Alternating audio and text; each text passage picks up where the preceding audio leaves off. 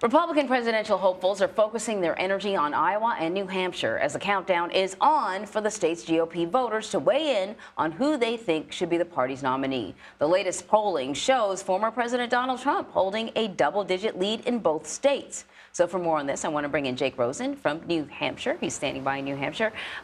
Jake, thanks for joining us.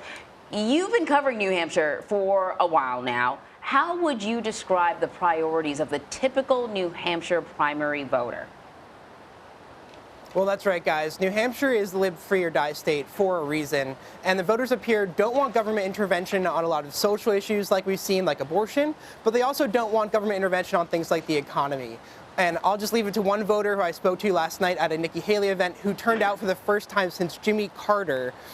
She told me that she supports Nikki Haley because of what she's done and what she promises to do for the economy and unity for the country. Take a listen.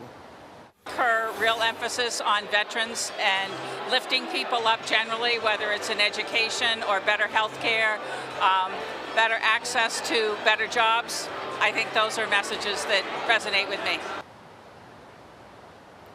Nikki Haley, has promised to deliver all of these things: unity, jobs for veterans. New Hampshire has a huge veterans community and has about 40% independent voters. So, going along those lines, a little more purple of a message works really well up here. Which candidates are tracking well in New Hampshire, and is this a make or break for anyone? Well, Vlad, it's all about Nikki Haley up here. Last night in Rye, New Hampshire, Nikki Haley had the biggest political event I've been to besides a Trump rally up here. She had about 400 people, by my estimation, in attendance at a big country club. There were many people there, standing room only. And it's really all about whether she can convert this consolidated non-Trump vote in New Hampshire. The voters who have moved on from the former president, the voters who want to see a different option, a different personality type by any chance. And Christie, he's trying to do the same thing, but it just hasn't been working. And Ron DeSantis has put all of his eggs in the Iowa basket. So it's certainly make or break for them up here. But right now, Nikki Haley surging in New Hampshire. She's got 2 more events today, and we'll see how she can translate this momentum going forward about 3 weeks out. So speaking of Christie, New Hampshire Governor Chris Sununu seemed to sort of suggest that maybe he should drop out of the race. I want to play some sound. I think Chris is smart enough to see the writing on the wall, to know that he has a great opportunity here, not just to get behind Nikki, but to do something really important for the country and the party and start moving us forward. Does Christie seem to be seriously weighing dropping out at this point? I know he didn't make the cut for the next debate. And who would that help if he did drop out?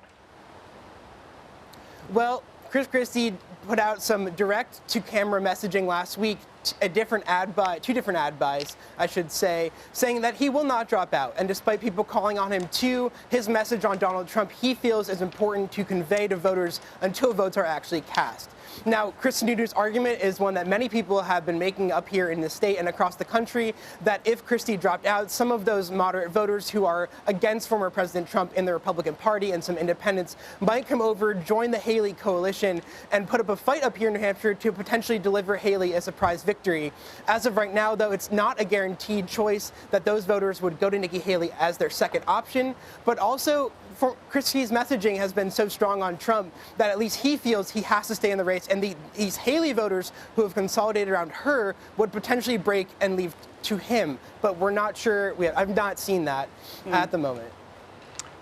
All right, so you're talking about Nikki Haley. Let's talk about the fallout, if any, related to her comments, or we should say lack of comments, or or the inability to actually accurately define what my 7th grade nephew could accurately define when it came to the Civil War. Yeah, that's right, Vlad. Last week, we saw Nikki Haley stumble on those remarks, not give a full and comprehensive answer. And she's tried to cover that up with an interview in New Hampshire radio, and she mentioned it in the remarks following her last event last week. But the big thing here is that voters just simply have not brought it up in the limited questions Nikki Haley takes at her town halls.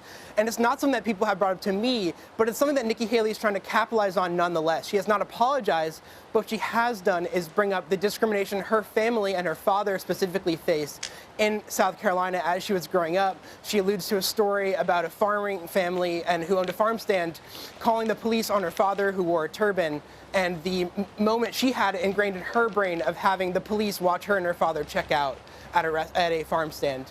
And at least from voters I've heard from, and even Governor Sununu defended those remarks, saying it's an important message for unity. Jake, real quick before I let you go, what about Steve Bannon, who clearly is someone who is still in former President Trump's orbit, clearly has a lot of sway with Trump do or die voters. He's coming out against Nikki Haley, saying that even if she's making a play for Trump's vice president, that would be a disaster. He's sort of like telling the voters, people who support Trump, that she's not the real deal. Is that hurting her at all?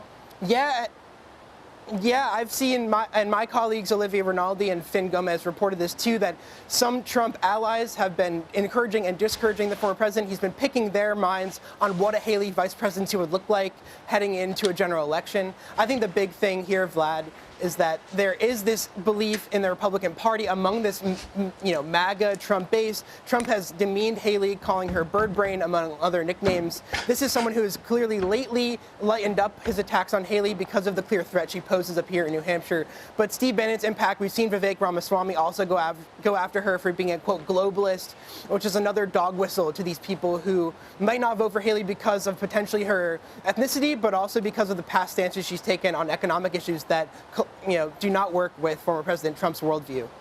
Bird brain is such a misogynist, but also straight out of the 1950s kind of an insult to a woman. So is he, I suppose. Exactly. Jake Rosen, thanks for your reporting, my friend. Appreciate it.